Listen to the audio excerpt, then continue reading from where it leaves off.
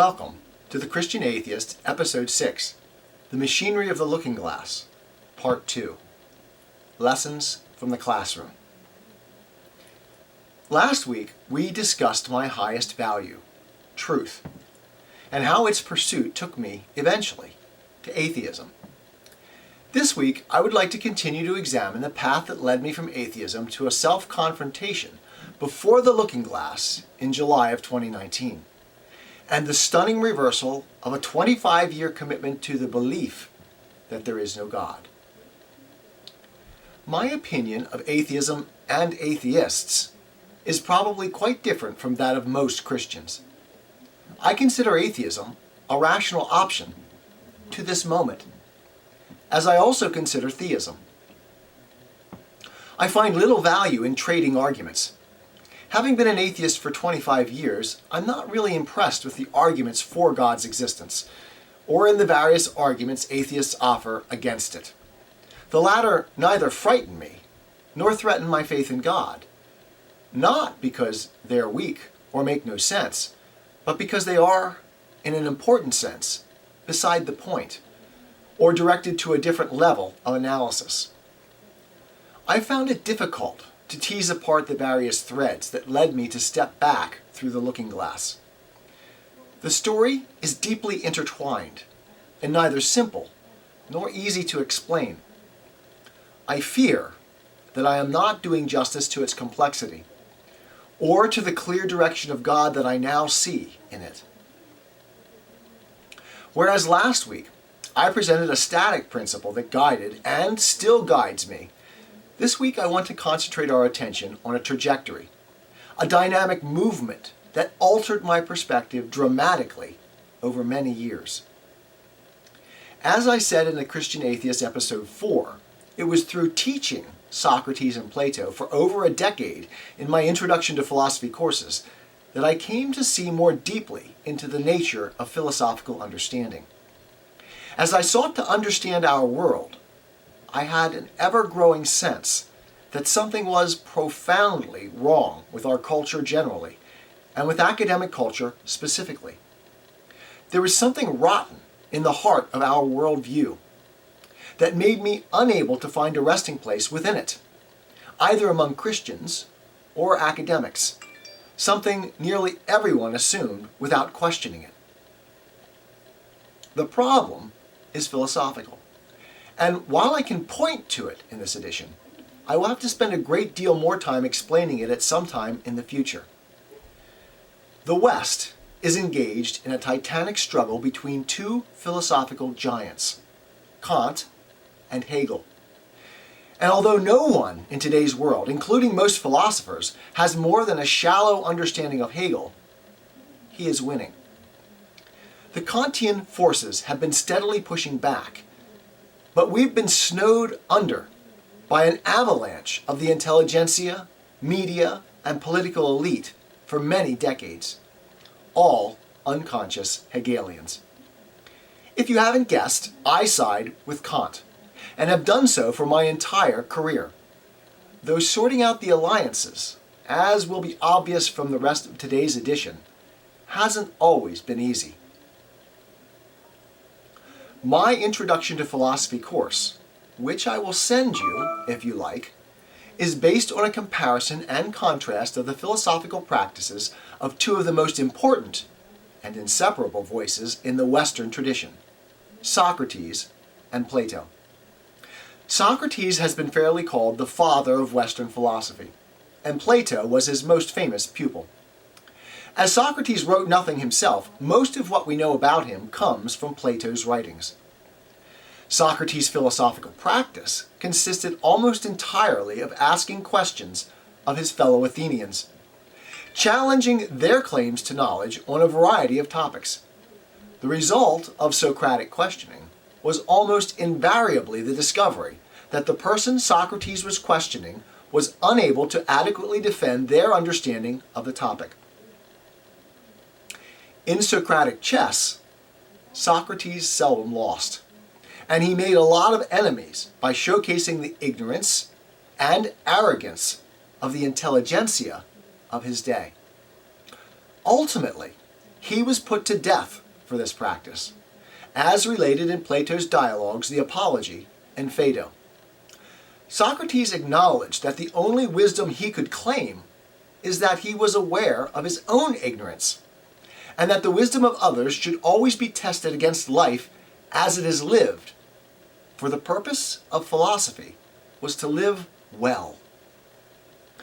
We might say, then, that Socrates' philosophical practice was essentially critical in nature. That is, Socrates tore down the ideas and conceptions of others, but he never gave answers to any philosophical questions himself, never risked himself to criticism. It is this essentially critical function that I initially found repulsive in Socrates. Philosophy, I thought, is useless if all it does is tear down ideas. Socrates was a coward, never daring to offer his own ideas for consideration, but only tearing down those of others.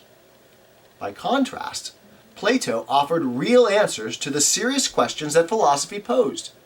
And these answers were novel and engaging and, I thought, true, or at least pointed to truth at an important level. Plato, then, is essentially philosophically constructive in nature. I identified Socrates' culturally destructive tendencies with the 60s radicals that I felt were responsible for so much deconstruction of the fabric of our country in the decades which followed. Plato was my hero, Socrates my villain. Plato constructed an ideal society in his Republic, one of the most important texts in all of the Western intellectual canon. All would be well, Plato thought, if philosopher kings ruled, if rationality directed all things in the state, if each person performed the task they were most suited by nature to perform, as determined by rationality, if division of labor and specialization was enforced from above to the benefit of the society as a whole, if the relationships between men, women, and children were rationalized rather than natural or traditional, if a central and rational authority controlled every aspect of life and culture. Plato taught that the harmonious individual, as a coordinated complex structure of parts, led by intellect, controlled and constrained by spirit under the direction of intellect, with appetite driving the necessary and menial processes of life, was the ideal structure upon which the state, too, should be based. As I taught this class over and over again for more than a decade, my understanding of both Socrates and Plato's value altered significantly the more I learned about life, the world, and the nature of human knowledge. As I said in the CA4, the more I learned by examining the various fields of human inquiry, the more tenuous and fragile I found human knowledge to be. I realized, that is, that Socrates was right to throw all human knowledge into question, as no matter how successfully we explain things to ourselves, we never get the story completely right. Being always expands beyond any container we create for it. Plato's perfect society, tried by Plato himself, failed, and miserably. And the various incarnations of such a rationally centralized, or what we might call today, totalitarian state have been disastrous every time it has been attempted since. Answering questions doesn't mean we get the answers right. Socrates found that the clearest instances of knowledge were those tried in the forge of life and practicality. In fact, Socrates' role became nearly all-important for me, as it taught me that intellect is fundamentally limited in its pretensions, that life, as it is lived, must be the testing ground for our intellectual fantasies, that wisdom comes from the past as patterns of life that work, succeed, and that novelty must face the crucible of experience before it can be received and welcomed. Kant would fight the same battle against Enlightenment hubris, and Jean-Paul Sartre against Hegelian rationalization. More on this in future editions. All too often, we human beings fall in love with our own intellectual constructs and assume in our arrogance they can answer all questions and solve all problems. Here is the Academy's greatest failure when it becomes unbalanced, as it has been for decades in our country. This is also the nature of political ideology in our current culture, as both left and right arrogantly claim to have a monopoly on truth and logic, and that the opposition is both illogical and uninformed. It is the reason I declared to you that I gave up ideology when I returned to Christ in the first edition of the Christian Atheist. Understanding our world must be a constant reverberation between intellectual construction and intellectual humility. And it is the former, not the latter, that poses the greatest, most immediate danger to our world. Together, Plato and Socrates form a functional unit, both persons necessary to maintain a living, breathing, and healthy structure. Neither is villain. Both are heroic. Or, perhaps, both are villain, and neither heroic. As Solzhenitsyn said, the line separating good and evil passes not through states, nor between classes, nor between political parties either, but right through every human heart, and through all human hearts.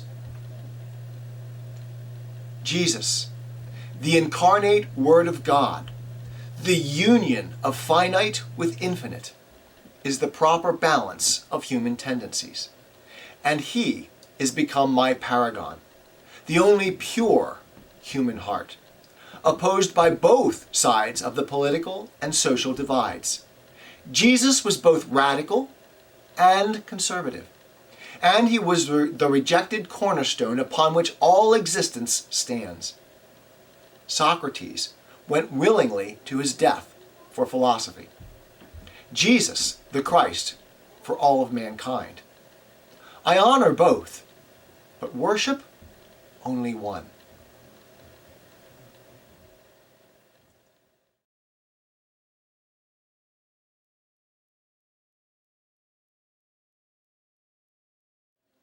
If this is the first edition of The Christian Atheist you've watched, please like and subscribe to our channel so that you don't miss upcoming episodes. But also, please watch the sequence of those that came before. This episode is built on the foundation of episodes 1 through 5 and will make much more sense if you viewed them first.